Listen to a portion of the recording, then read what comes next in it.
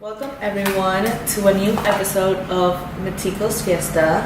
We're not going to celebrate because we're on a very serious note out here. So today we're going to talk with one of the survivors of the infamous Fyre Festival. As you all know, Fyre Festival is going to take place in the Bahamian island of Great Exuma. It was going to take place over 2 weekends in April and May of 2017. 2017, yeah. So you actually went to the festival.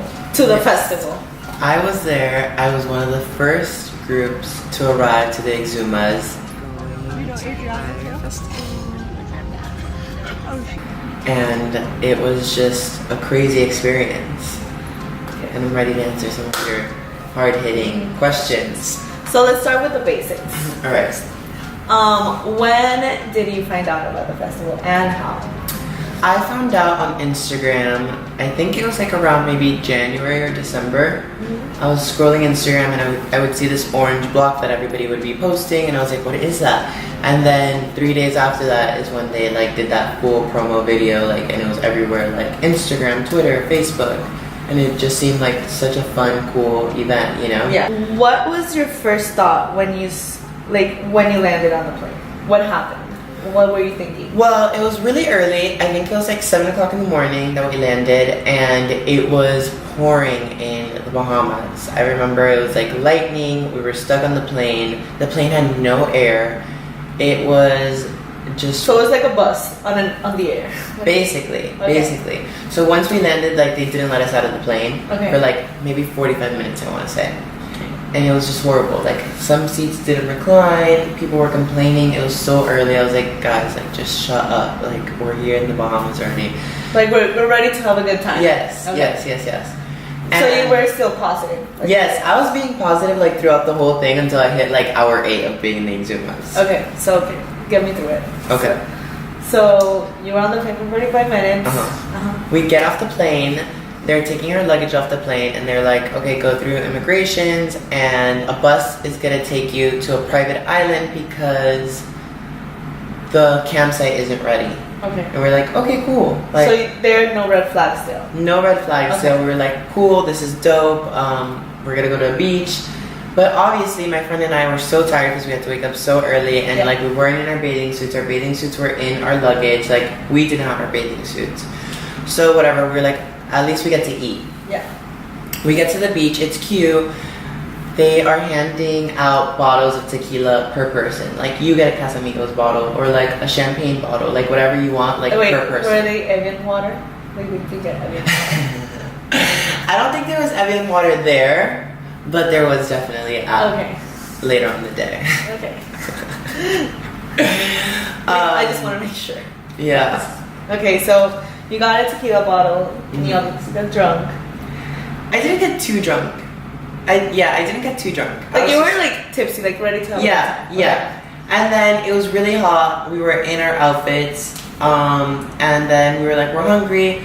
The food was very limited. Okay. So it's it took an hour just to make 10 hamburgers, I remember. Okay. You know? Yeah.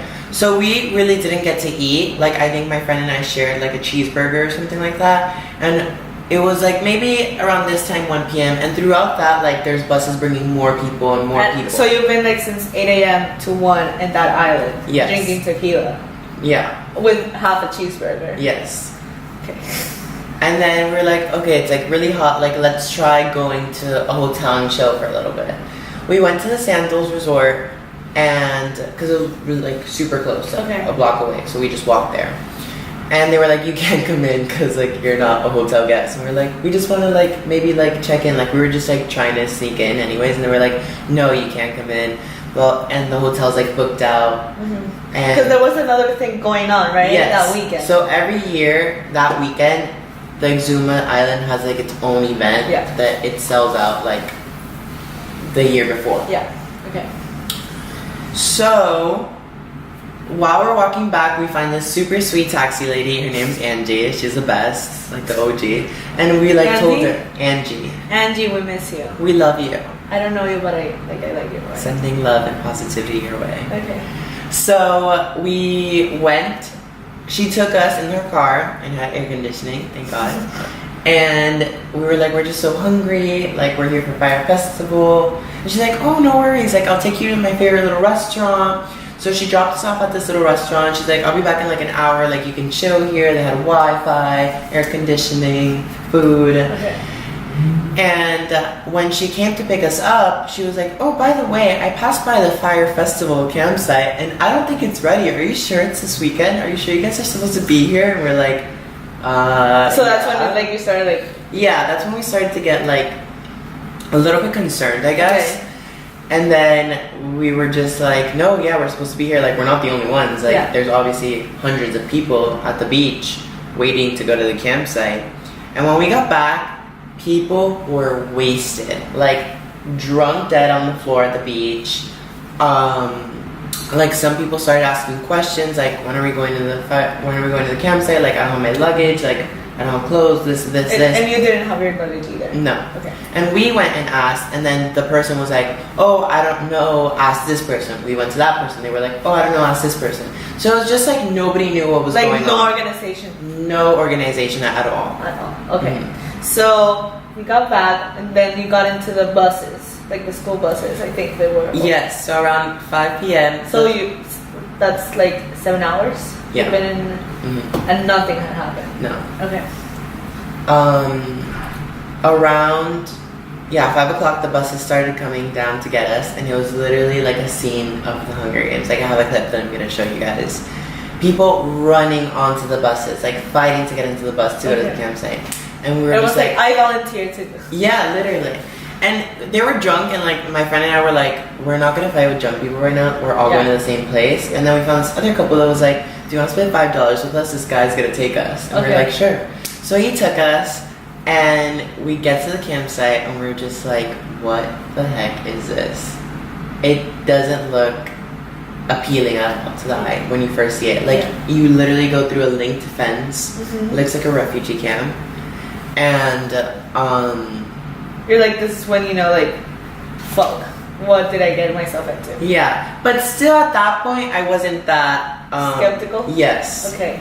So we arrived to the main house. Like there was like a main house in the middle of it all.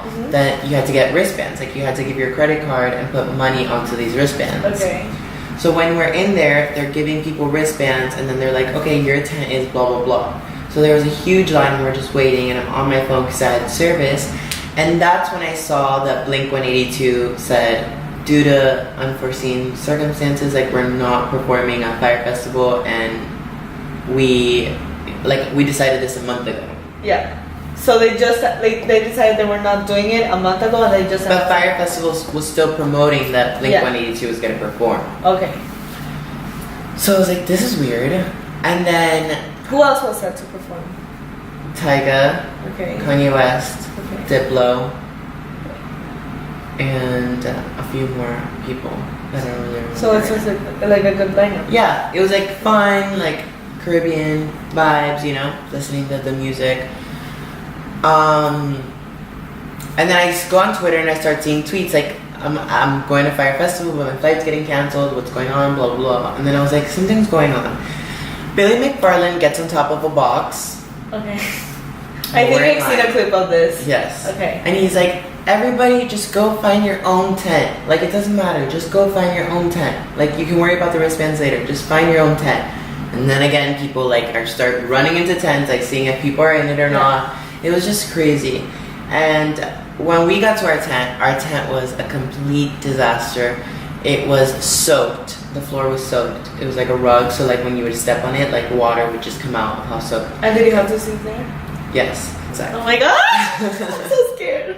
I know, it was scary. And then it only had 2 mattresses, okay, a bookcase that was on the floor, okay, and no covers, no pillows, nothing like that. Okay. And that's when we were like, okay, no, we're leaving. And then while we were walking back to talk to Billy McFarland, because we're like, he's obviously the guy to talk to, I'm on Twitter and I see like a bunch of tweets like Fyre Festival is being canceled, all this stuff, and then like they sent out an email saying no, it's not canceled. The Fyre Festival sent out an email. Okay. And I was like, I don't care. So at this point, like, it was like crazy, and they're still like, we're still yes, canceled. yes, Okay. it was crazy. People were complaining. Like, people are drunk complaining. Like, imagine, like, that was a bad idea to give alcohol to people. Because they were super upset, like, screaming. Yeah, and like drunk people get very aggressive. Exactly. And they want to start fighting. Yeah, and it was crazy. So we went up to Billy McFarland and we're like, listen, this is So not... you personally I talked talked to to him, him, like, okay. this close Okay. to Billy McFarland. And I was like, listen... Just be like, hey, like, where's like... No, yeah. I mean, I was just like, as long as I get my money back, like, I don't care, I'm leaving, like, tonight. Yeah. I was like, listen, this is not what we expected. Like, our tent is a complete disaster. We don't have sheets. We don't have pillows. Like, what is, like, no, we did not expect this at all. Like, we're leaving, but I just want to guarantee that I'll get my money back. Mm-hmm. He's like, yeah, that's fine. He gave me his email. He's like, email me your order confirmation and I'll forward it to the right people. So I went back to the tent. I emailed the confirmation and I said, please reply to this email once you receive it, just to confirm that you've received it. Because just in case, like, then I don't want, like, you didn't email me, you can't get a refund, just in case to be safe. And then there was no flights that night because the Exumas only has, like, one flight that goes in and out, like, to Miami. And I guess, like, other people were jumping on the same bandwagon and buying flights. So all the flights to Miami were sold out for the next day because there was only one plane. And we're like, whatever, we just need to get out of here. So we booked a flight to go to Nassau in the Bahamas. And we left at 6 a.m. We texted Angie. We were like, Angie, can you pick us up like at 5? We're leaving. And she's like, sure, not a problem. And there we were like a little relieved that we were leaving and not dealing with this mess. And then we went to the tent, like the main tent where there was food, and it was just like the infamous grilled sandwich. cheese. Yeah, or like lettuce. Like there was nothing. Yeah. And then I started tweeting, and that's when it, like at that time at 8 p.m. that's when like people were like, okay, Fyre Festival is canceled, and that's when all the tweets went out of like everybody complaining about Fyre Festival, and then reporters were like DMing me for like pictures and all this stuff. Yeah. And then we went back. We like tried to sleep. I think we slept for like 2 hours.